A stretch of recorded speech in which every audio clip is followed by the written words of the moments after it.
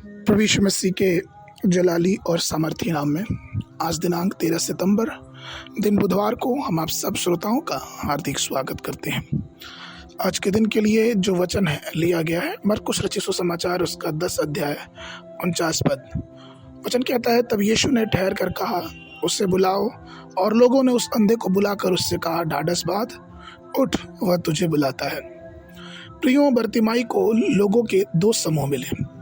एक समूह जो उसे चुप रहने की चेतावनी दे रहे थे और दूसरा समूह जो उससे प्रोत्साहित कर रहे थे और कह रहे थे कि ढाढ़स बाँध, उठ, वह तुझे बुलाता है। आप अपने आध्यात्मिक जीवन में इन दोनों समूहों को भी देख सकते हैं। जब परमेश्वर का एक सेवक या फिर आप अपने कार्यों में शुरुआती दिनों पे होते हैं तो कई लोग ऐसे होते हैं जो आपको प्रोत्साहित करते हैं, जो आपको कहते हैं कि नहीं, बहुत अच्छा है।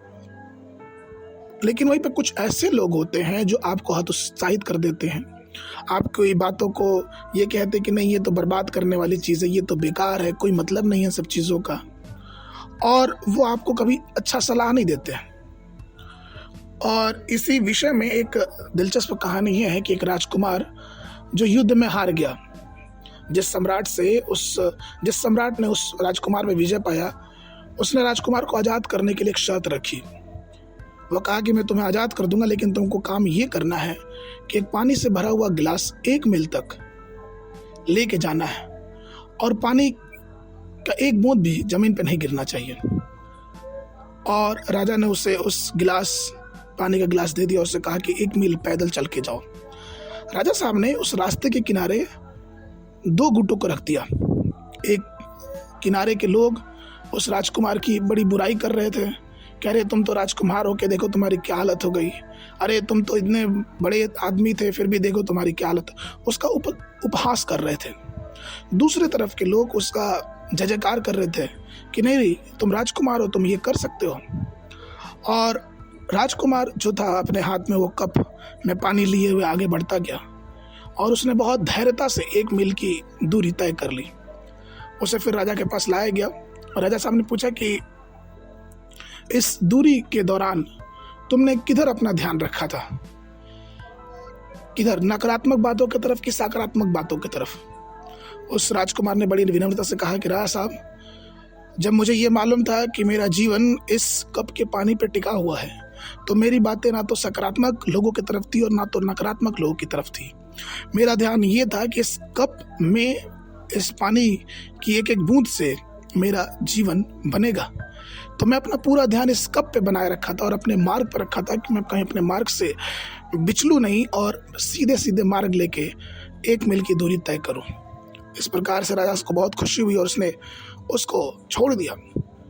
प्रियो, हमारे भी जीवन में ऐसा ही होना चाहिए। बहुत से लोग जो हमारे विषय में दुर्व्यवहार करते हैं, उपहास करते हैं, हमें निराश करते हैं, लेकिन बरतुमे की घटना हमें एक बात को चेतावनी देती है कि जब लोग अलग अलग प्रकार की बातें भी कहें तो आप इस बात को कभी ना भूलें कि आपको परमेश्वर ने बुलाया है। हमारी दृष्टि हमेशा उस परमेश्वर पर रहनी चाहिए।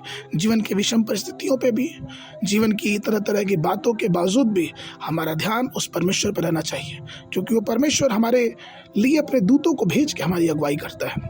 इसलिए आइए हम परमेश्वर के हर एक उन वादों को याद करते हुए बड़ी प्रोत्साहना के साथ उस बुलाहट की तरफ चलें जिसके लिए हमें परमेश्वर ने इस जगत में बुलाया है। आज के मनन के लिए यहूदा की पत्री उसका 1 अध्याय 24 और 25 पद। अब जो तुम्हें ठोकर खाने से बचा सकता है और अपनी महिमा की भरपूरी के सामने मगन और निर्दोष करके खड़ा कर सकता है, उस अद्वैत परमेश्वर हमारे उद्धारकर्ता की महिमा और गौरव और पराक्रम और अधिकार हमारे प्रभु यीशु मसीह के द्वारा जैसा सनातन काल से है, अब भी हो और युगान रहे, आमीन। बाइबल अध्ययन के लिए सुबह के समय नीति वचन की पुस्तक उसका 16, 17, 18 अध्याय, शाम के समय 2 कुरिन्थियों की पत्री उसका 6वां अध्याय। परमेश्वर आप सबको आशीष देवे। आशीष।